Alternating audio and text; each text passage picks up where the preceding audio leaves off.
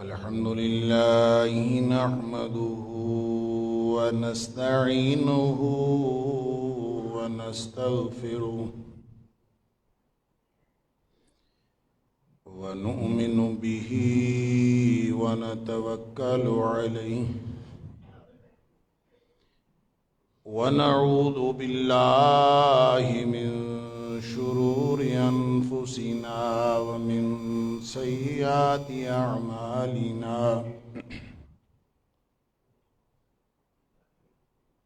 من يهده الله فلا مضل له ومن يضلل فلا هادي له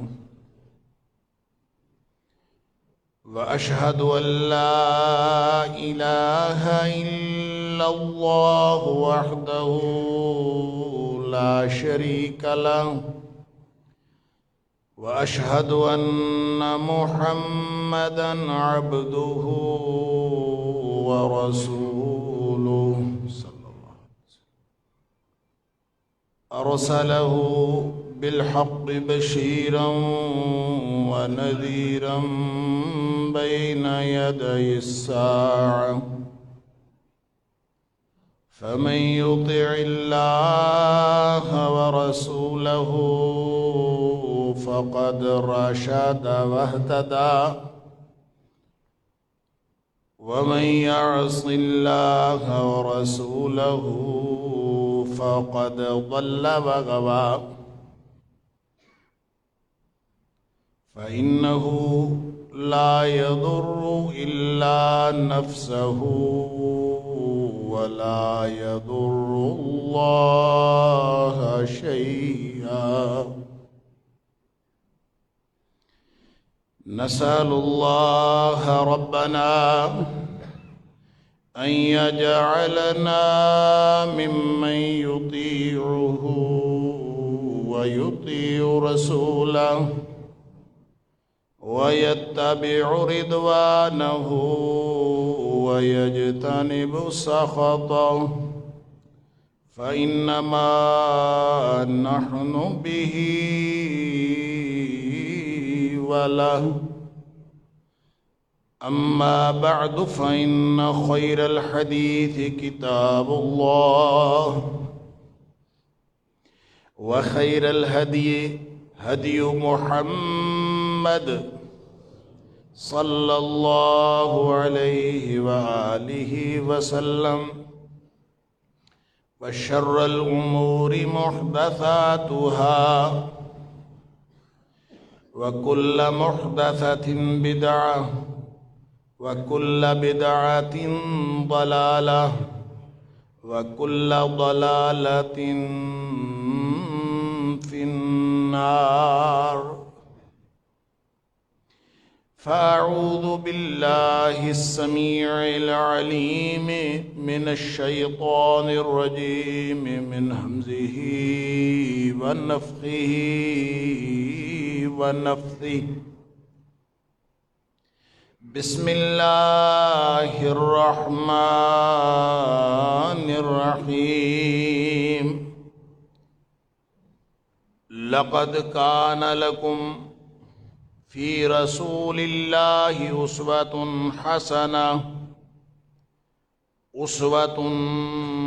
حسنة لمن كان يرجو الله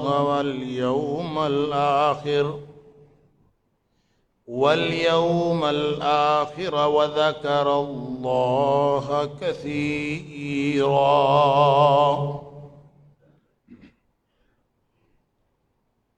یقیناً اللہ کے رسول صلی اللہ علیہ وسلم کی حیات طیبہ میں تمہارے لیے بہترین نمونہ ہے۔ تم میں سے ہر اس شخص کے لیے جو اللہ کی سے ملاقات کی امید رکھتا ہو اور آخرت کے دن کا یقین رکھتا ہو، اور اس وجہ سے ہر وقت اللہ کو بہت یاد کرتا ہو۔ صدق اللہ العظیم۔ نبی اکرم صلی اللہ علیہ وسلم کی امت اگر نبی کریم صلی اللہ علیہ وسلم کے اسوہ حسنہ کے مطابق زندگی نہیں گزار رہی، انفرادی دائروں میں بھی اور اجتماعی دائروں میں بھی، تو اس کا مطلب یہ ہے کہ امت کا نام امت محمدیہ یا امت مسلمہ ہونے کے باوجود یہ دراصل نبی کریم صلی اللہ علیہ وسلم کی امت نہیں ہے۔ اور اگر یہ امت ہے، اور اگر یہ انفرادی اور اجتماعی طور پر تمام افراد ملت یا من حیث المجموع پوری ملت نبی کریم صلی اللہ علیہ وسلم کے امتی ہونے کی شرائط پوری کرتی ہے اور اپنے دعوے کے اندر سچی ہے، تو اللہ کے رسول صلی اللہ علیہ وسلم کے فرمان کے مطابق اخروی کامیابی تو ہے ہی، دنیا میں بھی اللہ نے جو آخری غلبہ ہے وہ اس امت کو عطا فرمانا۔ جو آخری دور ہے وہ ایک دفعہ پھر نبی اکرم صلی اللہ علیہ وسلم کی جو قائم کی گئی ریاست ہے، ریاست مدینہ، جو آپ کا قائم کیا گیا ایک انتظامی نبوت کا نظام ہے، عین اسی اسلوب پر ایک دفعہ پھر اللہ کے دین کا نظام قائم ہونا ہے۔ اس کو نبی کریم صلی اللہ علیہ وسلم نے خلافت علی منہاج النبوہ فرمایا۔ اور آخری دور اللہ جانتا ہے یہ بھی آخری دور ہے کہ نہیں ہے، جیسا کہ میں نے وہ حدیث آپ کے سامنے رکھتے ہوئے جس میں نبی کریم صلی اللہ علیہ وسلم نے اپنی نبوت اور اپنے دور نبوت کے بعد 4 بڑے ادوار کا ذکر فرمایا تھا، اس کے بعد نبی کریم صلی اللہ علیہ وسلم خاموش ہو گئے تھے، تو اس حدیث کو ہر دور کے حکمران سن کے یہی سمجھتے رہیں کہ وہ آخری دور ہمارا ہے۔ اور میں نے آپ کے سامنے یہ بات رکھی تھی اسی حدیث کے راوی کے حوالے سے کہ حضرت عمر بن عبد العزیز رحمہ اللہ کو جب یہ حدیث سنائی گئی تو وہ بہت خوش ہوئے، اور ان کا خیال یہ تھا کہ یہ جو خلافت علی منہاج النبوہ کا دور ہے وہ میرا دور۔ تو ظاہر ہے جو شخص جس دور میں ہوتا ہے وہ اسی کو آخری دور سمجھ رہا ہوتا ہے، تو ہم آج جس دور میں ہیں ہم اسی کو آخری دور سمجھ رہے ہیں، لیکن دیگر نشانیاں بھی جو نبی کریم صلی اللہ علیہ وسلم نے بتائی ہیں وہ بھی پوری ہوتی نظر آتی۔ ابھی قیامت کتنی دور ہے، اور ابھی اقتراب الساعہ یعنی قرب قیامت کا دور کتنا عرصہ اور چلنا ہے، یہ اللہ ہی کو معلوم ہے، ہمیں کچھ معلوم، کیونکہ ہماری گنتی اور اللہ کی گنتی کا بھی فرق ہے۔ ہمارا 1000 سال ہوتا ہے تو اللہ کے ہاں 1 دن ہوتا ہے، اور اگر کسی بات کے قائم ہونے میں یا دنیا میں کسی بھی واقعے کے وقوع پذیر ہونے میں اللہ کے ہاں چند منٹ کی دیر بھی ہو تو ہمارے ہاں تو کئی دہائیاں گزر جائیں گی، یا ہو سکتا ہے صدیاں گزر جائیں، واللہ عالم، یہ تو اللہ کو معلوم ہے۔ لہذا نہ ہم اس دور کا حتمی طور پر تعین کر سکتے ہیں کہ وہ کون سا دور ہے، اور نہ ہی اس غلبے کے دور کی ایگزیکٹلی نشاندہی کر سکتے ہیں، لیکن ایک بات یقینی ہے جو نبی کریم صلی اللہ علیہ وسلم نے فرمایا کہ آخری غلبہ جو ہے وہ دین اسلام کا ہونا ہے۔ اب کیا میں اور آپ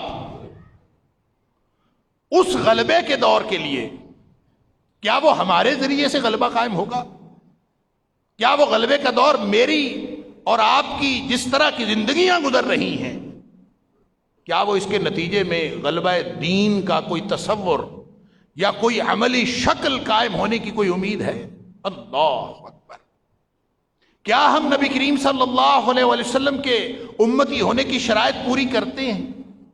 کیا ہم اللہ کے وہ محبوب بندے ہیں جن پر اللہ کی رحمتیں نازل ہوتی ہیں اور جن کو پھر اللہ غلبہ عطا فرماتا ہے؟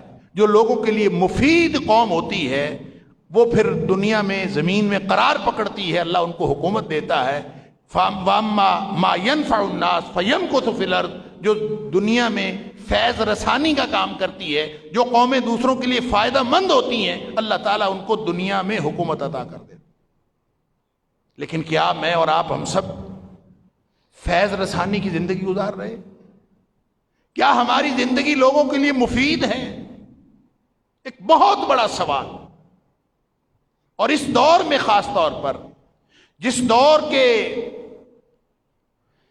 میں نے پوری تفصیل آپ کے سامنے رکھی تھی کہ نبی اکرم صلی اللہ علیہ وآلہ وسلم کو اپنے دور نبوت میں بھی امید جوانوں سے تھی،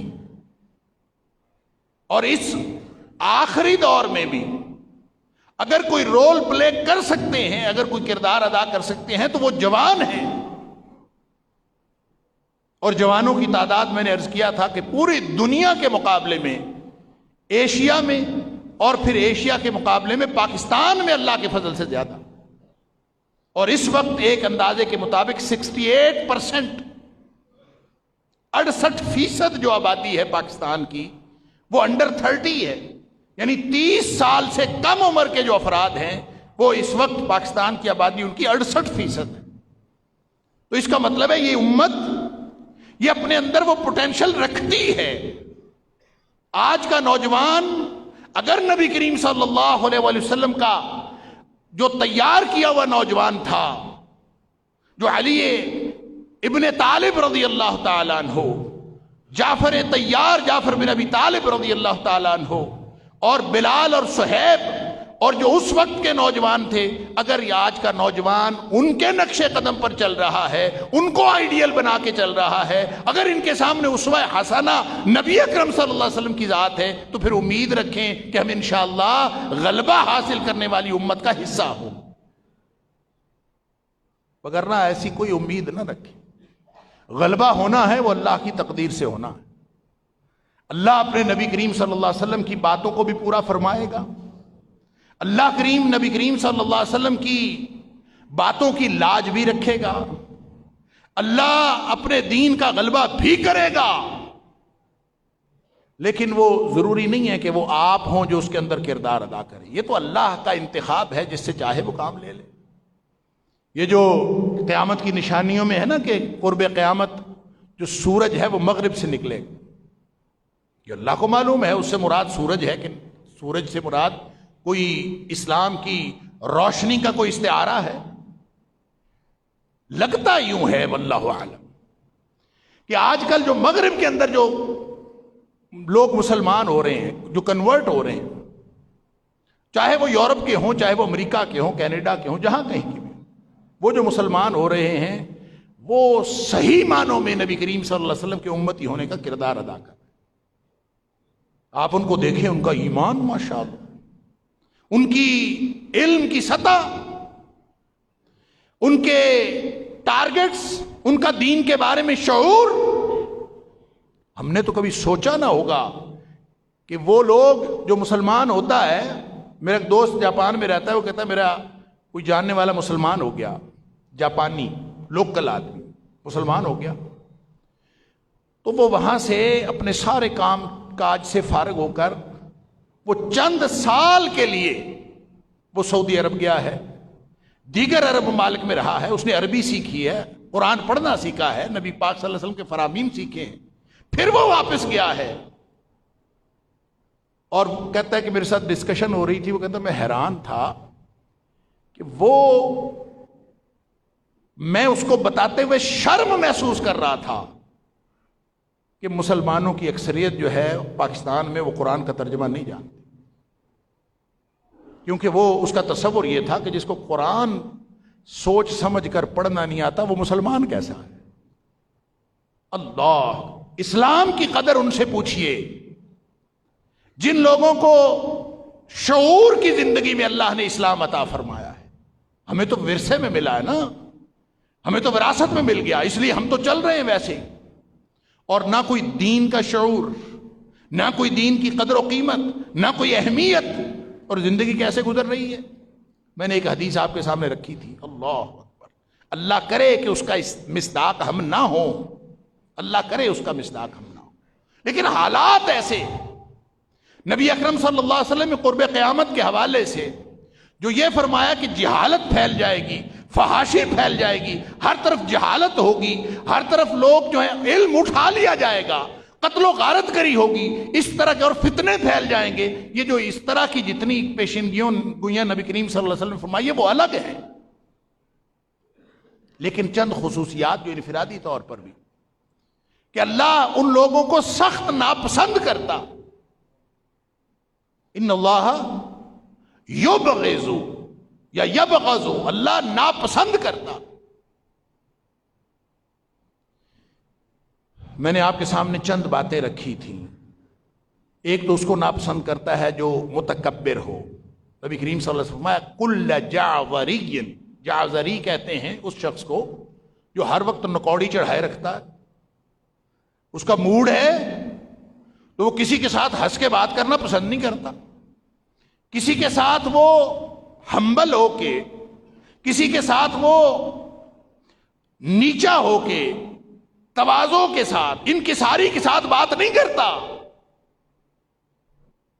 بلکہ اس کا طریقہ یہ ہے کہ وہ جس سے بات کرتا ہے وہ انتہائی متکبرانہ انداز میں کرتا ہے. اور یہ میں نے بات آپ کے سامنے رکھی تھی کہ متکبر جو ہوتا ہے اور ترش رو جو ہوتا ہے، جو تلخ رویہ رکھنے والا ہوتا ہے، وہ صرف کوئی بہت صاحب منصب نہیں ہوتا. متکبر ہونے کے لیے صاحب منصب ہونا یا صاحب مال ہونا ضروری نہیں. ایک ریڑی والا بھی متکبر ہو سکتا، ایک چپڑاسی بھی متکبر ہو سکتا، ایک کلرک جو کرسی پہ بیٹھا ہے وہ بھی متکبر ہو سکتا ہے. جس شخص کا رویہ یہ ہے، اب یہ کسی متکبر کو اللہ کریم پسند نہیں کرتا. جعذری جواز، جواز اس شخص کو کہتے ہیں جو کھا کھا کے جس کا پیٹ نکلا ہوا ہے، پیٹو ہے جواز. کھانے کا رسیہ، کھانا کیا ہے؟ بس صرف یہ زندگی کا مقصد کھانا، اور کھا کھا کے گوشت بڑھایا ہوا ہے. اللہ اکبر، اس کو اللہ ناپسند کرتا ہے. اب دیکھ لیجئے، تکبر یہ نہیں ہے کہ آپ اچھے کپڑے پہنے. میں نے گزشتہ جمعے میں عرض کیا تھا، تکبر یہ نہیں ہے کہ کوئی شخص اچھا گھر رکھے، کوئی اچھی سواری پہ چڑھے، کوئی مالدار ہو، کوئی صاحب منصب ہو. یہ تکبر نہیں ہے. ایک آدمی کو دیکھا تھا نا صحابہ کرام نے، تو اس نے بڑا ہی قیمتی کرتا پہنا ہوا تھا اور وہ آ رہا تھا. ظاہر ہے جس نے اچھے کپڑے پہنے ہوتے ہیں، ذرا لباس اس کا مختلف ہو اور اچھا ہو تو فطری اور طبی بات ہے کہ انسان کی چال بدل جاتی. اچھا لباس پہنا ہوا ہو نا تو چال اور طرح کی ہو، پھٹا پرانا لباس ہو تو چال اور طرح کی ہو. یہ طبیعت کی بات ہے، طبیعت کے اوپر اثرات ہوتے ہیں. آپ نہا دھو کے گھر سے نکلیں، صاف ستھرے ہو کے نکلیں، آپ اور طرح سے چلیں گے، آپ کا مزاج اور طرح کا ہو. اسی لیے نبی کریم صلی اللہ علیہ وسلم نے فرمایا جو نظافت ہے نا اور جو صفائی اور طہارت ہے، طہور، یہ شطر الایمان ہے. پاکیزہ آدمی، اس کی نفسیات کے اوپر اور طرح کے اثرات ہوتے ہیں. پاک صاف آدمی، اس کا ذہن، اس کی طبیعت، اس کی نفسیات، اس کا شعور وہ اور طرح کا ہوتا ہے. اور ناپاک آدمی، گندا آدمی، غلیظ آدمی، غلیظ کپڑے پہنے ہوئے اور طرح کا ہوتا ہے. تو بہرحال کسی نے قیمتی کپڑا پہنا ہوا تھا، وہ آ رہا تھا. صحابہ کرام نے دیکھا آپ نے ظاہر قیمتی کپڑا پہنا ہوا ہو اور دور سے پتہ چل رہا ہو کہ جناب اس نے بہت قیمتی لباس پہنا ہوا ہے. تو صحابہ نے نبی کریم صلی اللہ علیہ وسلم سے عرض کیا، اللہ کے رسول صلی اللہ علیہ وسلم دیکھیں کتنے تکبر سے آ رہا ہے. آپ نے فرمایا تکبر یہ نہیں، اچھے کپڑے پہننا تکبر نہیں ہوتا. تکبر اصل میں انسان جب انسان ہوتا ہے نا، اپنی جگہ پہ ایک فرد ہوتا ہے، تو اس کے اچھے کپڑوں کے، اچھے منصب کے اور جتنے بھی اس کے اچھے حالات ہیں، حتیٰ کہ اس کے پاس اگر علم ہے اس کے دو طرح کے اثرات ہوتے ہیں اس کے اوپر. ایک اثر ہوتا ہے کسی بھی چیز کا جو اس کے اندر کے شخصیت کو متاثر کرتا، ایک اس کا اثر ہوتا ہے جو ارد گرد کے لوگوں کو متاثر کرتا. جو اس کے اندر کو متاثر کرتا ہے وہ اس کو ذات کا عرفان عطا کرتا ہے، اس کو ذات کی آشنائی ملتی ہے. میں کون ہوں، میں اس دنیا میں کس لیے آیا ہوں. چاہے وہ اچھا علم پڑھے، چاہے وہ اچھے کپڑے پہنے، چاہے اس کے پاس اچھا منصب ہو، جو اس کی ذات کے اوپر اثرات ہوتے ہیں، اس کے اچھے اثرات جو اس کو اس دنیا میں ایک باوقار انسان بناتے ہیں، یہ تو مطلوب اور مقصود ہے۔ ایک وہ اثر ہوتا ہے جو باہر کی دنیا، ارد گرد کے لوگوں کی طرف ہوتا ہے۔ وہ جو ارد گرد کے لوگوں کی طرف اثر ہوتا ہے نا، وہ اگر یہ ہو کہ انسان لوگوں کو حقیر سمجھنا شروع کر دے، میرے پاس علم ہے ان کے پاس نہیں، میرے پاس گاڑی ہے ان کے پاس اس طرح کی گاڑی نہیں، میرے پاس قیمتی کرتا ان کے پاس نہیں ہے، میں صاحب مال ہوں یہ صاحب مال نہیں ہے، میں صاحب منصب ہوں یہ صاحب منصب نہیں ہے، میں صاحب حسب ہوں، میرا حسب نسب وہ زیادہ بہتر ہے، ان کا حسب نسب کمتر ہے۔ جب وہ لوگوں کو حقیر سمجھنا شروع کرے گا، دوسروں کی طرف اثر ہونا شروع ہو جائے گا، تو یہ تکبر ہوگا۔ نبی کریم صلی اللہ علیہ وسلم نے فرمایا تکبر کی دو نشانیاں، بطر الحق و غمط الناس۔ جب انسان لوگوں کو حقیر سمجھنا شروع کر دے اور حق کا انکار شروع کر دے، حق کا انکار انسان پتہ کب کرتا ہے؟ یہ دوسروں کو حقیر سمجھتا ہے تو حق کا انکار کرنا، کسی کو حق پر سمجھتا ہی نہیں تو حق کا انکار ہی کرنا، یہ تکبر کی علامت۔ البتہ رہ گئی وہ بات کہ انسان اپنی ذات کو اس دنیا میں، اپنے وجود کو پہچانے، اپنی حقیقت کو پہچانے، تو یہ وہ بات ہے جس کو نبی اکرم صلی اللہ علیہ وسلم نے بھی عزت نفس قرار دیا ہے۔ عزت نفس ہے انسان کی، ہر شخص کی ایک عزت نفس ہے، اپنی جان کی بھی عزت۔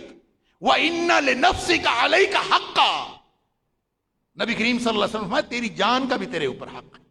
وَإِنَّ لِجَسَدِكَ عَلَيْكَ حَقًّا، تیرے جسم کا بھی تیرے اوپر حق ہے۔ تو خود اپنی ذات کو بھی پہچان، اپنا بھی کوئی بندوبست کر، اپنی خوراک کا بھی کوئی بندوبست کر، اپنی رہائش کا بھی کوئی بندوبست کر، تیرا بھی تیرے اوپر حق ہے۔ کس کا؟ تیری جان کا، اور تیرے جسم کا بھی تیرے اوپر حق ہے۔ گویا انسان جب اپنے آپ کو اس دنیا میں اپنے وجود کو پہچانے گا، اپنے اس مقام کی، اس حیثیت کی انسان پہچان کرے گا اور اس کا شعور رکھے گا، تو یہ وہ عزت نفس ہے جو اسلام کے اندر مطلوب اور مقصود۔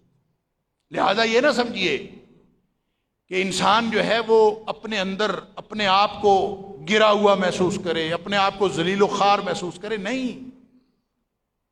علامہ اقبال نے، آپ لوگوں نے سنا ہوگا، ان کا ایک علامہ اقبال کا ایک تصور ہے خودی، کہ انسان کے اندر خودی ہونی چاہیے، اپنی حقیقت سے اس کو آگاہ ہونا چاہیے۔ اور اگر یہ اپنی حقیقت سے آگاہ نہیں ہے، اگر اس کے اندر خودی نہیں ہے، اصل میں اقبال کو بہت گلہ ہے ان لوگوں سے بھی جو متکبر ہیں، اس لیے کہ اسلام تکبر کو بھی ناپسند کرتا ہے، اور اس اقبال کو ان لوگوں سے بھی گلہ ہے جو عجز و انکساری کو ذلت و خواری بنا لیتے ہیں، جو عاجزی و انکساری، اللہ کے سامنے عاجزی و انکساری اس کی تو کوئی حد نہیں، نبی اکرم صلی اللہ علیہ وسلم کے سامنے عاجزی و انکساری اس کی تو کوئی حد نہیں، لیکن جب انسان انسانوں کے سامنے جھکنا شروع کر دے، انسان انسان کا بندہ بن جائے، انسان انسانوں کا غلام بن جائے، اور عقیدت کے نام پر، ایک دوسرے کی عزت اور احترام کے نام پر اپنی ذات کو فنا کر لے، اس فنا ذات کو نہ اسلام نے پسند کیا ہے، نہ اقبال نے پسند کیا۔ وہ تصور زندگی جو انسان کو غلامی کی طرف لے جائے، یعنی آپ کہیں کہ جناب دین کا تقاضا ہے کہ علماء کی عزت کرنی چاہیے، بالکل ٹھیک ہے، دین کا تقاضا ہے علماء کی عزت کرنی چاہیے، لیکن علماء کی عزت جب مقتدی کی ذلت بن جائے تو اس کو اسلام پسند نہیں کرتا۔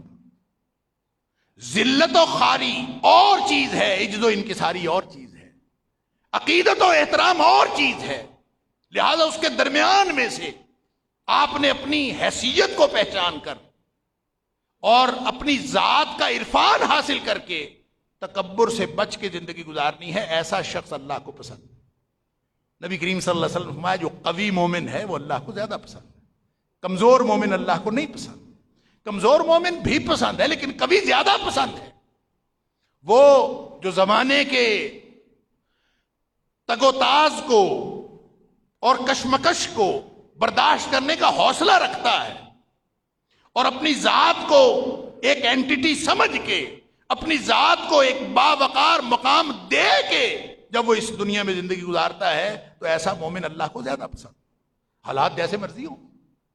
وہ حدیث سنی ہے نبی پاک صلی اللہ علیہ وسلم، المومن الذی یخالط الناس ویصبر علی اذاہم، وہ مومن جو لوگوں کے درمیان رہتا ہے اور ان کے درمیان رہ کے ان کی طرف سے جب جتنا انٹریکشن ہوتا ہے تو اس پر تکلیفیں تو ہوتی ہیں، یعنی کیسے ممکن ہے کہ انسان انسانوں کے اندر رہ رہا ہو، معاشرے میں رہ رہا ہو، اس کو کسی سے تکلیف نہ ہو؟ تکلیفیں تو ہوتی، ان پر پھر وہ صبر کرتا ہے، وَيَصْبِرُ عَلَىٰ أَذَاهُمْ، لوگوں کے درمیان رہتا ہے، معاشرے کے اندر رہتا ہے، ایک ذمہ دار مقام پہ رہتا ہے، پھر جو مصیبتیں آتی ہیں اس پر وہ تکلیفوں کے اوپر صبر کرتا۔ فرمایا خیر من المومن الذی لا یخالط الناس ولا یصبر علی اذاہم، وہ اس مومن سے کہیں بہتر ہے جو معاشرے کے اندر اپنا کوئی کردار ہی ادا نہیں کرتا، الگ ہو کے بیٹھ جاتا ہے، لوگوں کے ساتھ رہتا ہی نہیں۔ کتنا آسان ہے کسی غار میں جا کے بیٹھ جانا اس مشکل زندگی کے مقابلے میں جہاں آپ کی گھر کی ذمہ داریاں بھی ہیں، وَإِنَّ لِزَوْجِكَ عَلَيْكَ حَقًّا، تیرے بیوی اور تیرے شوہر کا بھی تیرے اوپر حق ہے، اگر تم بیوی ہو تو تمہارے شوہر کا حق ہے، اگر تم شوہر ہو تو تمہاری بیوی کا تمہارے اوپر حق ہے، تمہاری اولاد کا تمہارے اوپر حق ہے، تمہارے والدین کا تمہارے اوپر حق ہے، سارے محلے کا حق ہے، پوری دنیا کا حق ہے، اور اس حق حقوق کو ادا کرنا این معاشرے کے اندر بیٹھ کے، اللہ اکبر، یہ ہے جو مقصود اور مطلوب ہے۔ لیکن آپ اگر ایک طرف ہو جائیں کہ میں تو جناب الگ بیٹھ کے کسی حجرے میں کسی غار میں اللہ اللہ کر کے زندگی گزار دوں گا، تو ایسا مومن اللہ کو نہیں پسند، اللہ کو وہ مومن پسند ہے۔ سبحان اللہ۔ وہ اقبال نے کہا تھا گریز کشمکش زندگی سے مردوں کی، اگر شکست نہیں تو اور کیا ہے شکست؟ انسان اگر اس سے پیچھے ہٹ جائے تو یہ انسان کا منصب ہی نہیں۔ لہذا سن لیجئے، دوسروں کے مقابلے میں تکبر نہ کرنے والا اور اپنی ذات کا عرفان حاصل کر کے جو زندگی گزارتا ہے وہ مومن اللہ کو پسند ہے، وگرنہ ان اللہ یبغض کل جعذری جواد، اللہ ایسے پیٹو آدمی کو جس کی زندگی کا مقصد ہی کھانا پینا ہے اور وہ متکبر ہے اور لوگوں کے ساتھ کبھی اچھے رویے سے پیش نہیں آتا، اللہ اس شخص کو پسند ہی نہیں کرتا۔ سخاب بالاسواق، بازاروں میں گھومتا پھرتا رہتا ہے، گھر نہیں بیٹھتا، بازاروں میں گھومتا۔ سخاب بالاسواق، کس لیے؟ شاپنگ کے لیے جاتا ہوگا یا کوئی اور پتہ نہیں بازار میں کیا کیا کام ہوتے ہیں۔ یہ تو آپ کو معلوم ہے کہ نبی کریم صلی اللہ علیہ وسلم نے فرمایا جو منڈیاں اور بازار ہیں یہ روئے زمین کی بدترین جگہ ہیں، روئے زمین کی بدترین جگہ۔ کسی نے پوچھا تھا نا نبی کریم صلی اللہ علیہ وسلم سے کہ بہترین جگہیں کون سی ہیں اور بدترین جگہیں کون سی ہیں، یعنی کہاں جائیں، کہاں رہیں، کون سا زمین کا حصہ زیادہ بہتر ہے، کون سا کم بہتر ہے؟ نبی کریم صلی اللہ علیہ وسلم آئے، یہ تو مجھے بھی نہیں پتا۔ آپ نے جبریل سے پوچھا، جبریل تم بتاؤ کون سا ٹکڑا زمین کا سب سے زیادہ اللہ کو پسند ہے اور کون سا سب سے زیادہ ناپسند ہے؟ جبریل نے کہا مجھے بھی نہیں پتا، اللہ سے پوچھ کے تمہیں بتاؤں گا۔ پھر جبریل اللہ سے پوچھ کے آئے، پھر نبی کریم صلی اللہ علیہ وسلم کو بتایا۔ اللہ اکبر، ان احب البلاد عند اللہ، اللہ کے نزدیک سب سے زیادہ اچھی اور بہترین جگہ مساجدہا، وہ اس کی مسجدیں ہیں۔ اللہ اکبر، اور جو سب سے زیادہ بری جگہ ہیں وہ اس کے اسواق، بازار ہیں، منڈیاں ہیں۔ اللہ، منڈیاں تو بدترین جگہ ہیں۔ تو لہٰذا وہ شخص جو متکبر ہے، جو نکچڑا ہے، جو ترش روح ہے، کسی کے ساتھ اچھے طریقے سے بات کرنا پسند نہیں کرتا۔ یہ کہتے ہیں نا آج کل کے لڑکوں میں چڑچڑا پن جی بہت زیادہ ہے، یہ چڑچڑاپن کہاں سے آتا ہے؟ طبیعتوں کا گداز کہاں چلا گیا؟ طبیعتوں کی نرمی کہاں چلی گئی؟ وہ چہروں کی شگفتگی کہاں کون لے گیا؟ کس نے لوٹ لیا یہ سب کچھ؟ کہاں چلی گئی؟ کہتا جی بچہ بڑا نیک شریف ہے، اس کے اندر کوئی بری عادت نہیں ہے، بس ساری رات بیٹھا گیمز کھیلتا رہتا ہے کمپیوٹر پہ اور کچھ نہیں کرتا۔ اللہ، سب سے بڑا شیطان تو یہ ہے جس نے ہماری ساری کی ساری برکت اور سعادت چھین لی، ساری خوش شگفتگی چھین لی، اس نے نحوست ہی ڈالی ہے اور کوئی چیز نہیں ڈالی۔ کہتا اور تو کچھ نہیں کرتا۔ اور بیبیاں بہنیں بھی وہ سب سے زیادہ نیک شمار ہوتی ہیں جو صرف ڈرامے دیکھتی ہیں۔ کہتا جی نہیں کوئی گندی چیز نہیں دیکھتی، ڈرامے دیکھتی۔ سبحان اللہ، دیکھتی رہے۔ ڈرامہ کیا ہوتا ہے؟ جھوٹ۔ ڈرامے کا مطلب ہی جھوٹ ہے۔ جو وہاں پہ جو کردار بنا ہوتا ہے وہ اصل میں ہوتا ہے نہیں ہوتا۔ وہ جو کردار بنا ہے، جو ماں بنی ہے وہ ماں نہیں ہے، جو باپ بنا ہے وہ باپ نہیں ہے، جو بیٹا بنا ہے وہ بیٹا نہیں ہے، سارا ہی جھوٹ۔ یہ تو الگ بات ہے کہ اس کی کہانی کیسی ہے، اس کی کہانی کے اندر جو گناہ کی باتیں ہیں، جو فحاشی کی باتیں وہ اور ہیں، لیکن جو اصل چیز ہے وہ یہ کہ انسان جو اپنے کرتوت سر انجام دے رہا ہے، جن چیزوں کے ساتھ دن رات صبح و شام ہم انٹریکٹ کر رہے ہیں، وہ ہمارے اندر، ہمارے مزاج کے اندر کوئی شگفتگی، کوئی مسکراہٹیں نہیں پیدا کر رہے، وہ ہمارے اندر چڑچڑاپن پیدا کر رہے ہیں۔ اور اگر ہم اللہ نخواستہ جعزری بن گئے، وہ سخت بن گئے، وہ متکبر بن گئے، وہ چڑچڑے بن گئے، وہ پیٹو بن گئے جن کا زندگی میں کھانا ہی مقصد ہے اور کچھ نہیں۔ آپ نے ایک دوسری حدیث میں آپ نے فرمایا قرب قیامت جو نشانیاں ہوں گی، اس میں ایک نشانی ہے کہ وَيَظْهَرَ السِّمَنُ، ہر طرف آپ کو موٹے نظر آئیں گے، موٹاپا ظاہر ہو جائے۔ بھئی کھا کھا کے موٹے ہی ہونے اور کیا ہونا؟ زندگی کیسی ہے؟ یہ کیسا امتی ہے؟ کیسا نوجوان ہے؟ یہ نبی اکرم صلی اللہ علیہ وسلم کا امتی ہے، یہ وہ ہے جس نے غلبہ دین کے لیے کام کرنا ہے۔ آپ دیکھیں تو صحیح۔ اور ساتھ فرمایا کہ رات کے وقت جیفتم بالنہار، جیفتم بالنہار، جیفتم باللیل، رات کے وقت مردوں کی طرح سویا ہوا ہوتا ہے، مردار۔ تو آج ہم نے تھوڑی سی امینڈمنٹ کی ہوئی، ہم رات کو نہیں سوتے، ہم صبح کو سوتے، ساری رات بیٹھے رہتے۔ فجر کے وقت آج کا نوجوان، اگر کسی گھر میں نوجوان فجر کے وقت جاگ رہا ہے تو مسلمانوں تمہیں مبارک ہو، اللہ کے رسول صلی اللہ علیہ وسلم کا دی ہوئی غلبے کی جو بشارت ہے وہ پوری ہونے والی۔ لیکن کیا ہے؟ کیا پڑھا لکھا گھرانہ اور کیا ان پڑھ گھرانہ، ساری رات بیٹھیں گے، سارا کچھ کریں گے۔ فجر کے وقت آپ دیکھیں نا، یہ ہماری مسجد میں اللہ کے فضل سے یہ جمعہ کا وقت ہے، کتنے لوگ ہیں؟ وہ انتظامیہ والے کہتے ہیں ہمارے جمعے میں الحمدللہ 2 سے 2,500 لوگ ہوتے ہیں، تو کوئی 500-700 تو ظہر اور عصر میں بھی ہوتے ہیں، عام حالات میں۔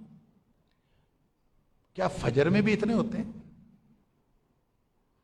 یعنی آپ کس نوجوان سے امید لگائے بیٹھے ہیں؟ کس نے نبی کریم صلی اللہ علیہ وسلم کی اسوہ حسنہ پر عمل کرنا ہے؟ یہ کس کے لیے آئیڈیل ہے قرآن؟ یہ کس کے لیے نبی کریم صلی اللہ علیہ وسلم کا اسوہ ہے؟ وہ کون ہے؟ کہاں سے آئے گا؟ یہ حدیثیں، یہ آیات یہ پڑھنے کے لیے اور یہ تقریریں کرنے کے لیے نہیں ہیں، یہ محافل منعقد کرنے کے لیے نہیں ہے، یہ اللہ کا قرآن بھی عمل کرنے کے لیے ہے اور نبی کریم صلی اللہ علیہ وسلم کی سیرت بھی عمل کرنے کے لیے۔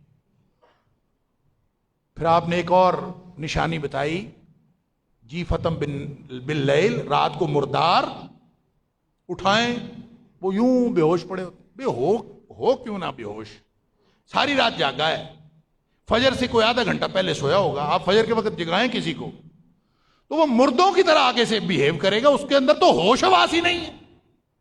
اگر وہ چند گھنٹے سویا ہو، اس نے اپنی نیند پوری کی ہو، تو پھر آپ اس کو جگائیں گے، کوئی رسپانس بھی کرے؟ وہ جیفا ہے، جیفا، مردار۔ اور دن کو صبح سے لے کر رات تک کوئی مزدور ہے مزدوری کر رہا، کوئی نوکر ہے نوکری کر رہا، کوئی کاروبار ہے کاروباری ہے کاروبار کر رہا، سارا دن لگے ہوئے ہیں۔ کس میں؟ آخر جی پیٹ بھی تو پالنا ہے۔ نبی اکرم صلی اللہ علیہ وسلم فرمایا حمارم بالنہار، دن کو گدھوں کی طرح کام کرنے والے ہیں، سارا دن کھوتوں کی طرح گدھوں کی طرح کام کرنے۔ اللہ اکبر۔ دو باتیں اور بھی ارشاد فرمائیں، عالم بامر الدنیا وجاہل بامر الآخرہ، دنیاوی امور کے اندر بڑے ماہر، جو مرضی پوچھ لو ہر چیز کا پتہ، اور آخرت کی بات جس سے پوچھو کسی کو ککھ نہیں پتا، مولویوں سے جا کے پوچھتے ہیں، اور مولوی وہ بھی تو اسی دنیا کے رہنے والے ہیں، اسی ماحول کا حصہ ہے، انہوں نے بھی الا ماشاء اللہ چند علماء باقی ہیں، وگرنہ اکثریت انہوں نے علماء کے روپ دھارے ہوئے ہیں۔ انا للہ و انا الیہ راجعون۔ لہذا جہاں یہ حالات ہوں وہاں یہ توقع رکھنا کہ ہم غلبے کے اندر ہم نبی کریم صلی اللہ علیہ وسلم کو بطور آپ کی اسوہ حسنہ آپ کی زندگی کو لے کے چل رہے ہیں، آپ کی سیرت کو لے کے چل رہے ہیں، یہ ایک خواب تو ہو سکتا ہے، اس کی عملی شکل کبھی نظر نہیں آ سکتی۔ اللہ تعالیٰ مجھے اور آپ کو عمل کرنے کی توفیق عطا فرمائے۔ موضوع جاری رہے گا اللہ کی توفیق سے۔ اللہ تعالیٰ مجھے اور آپ کو عمل کی توفیق عطا فرمائے۔ وآخر دعوانا الحمدللہ۔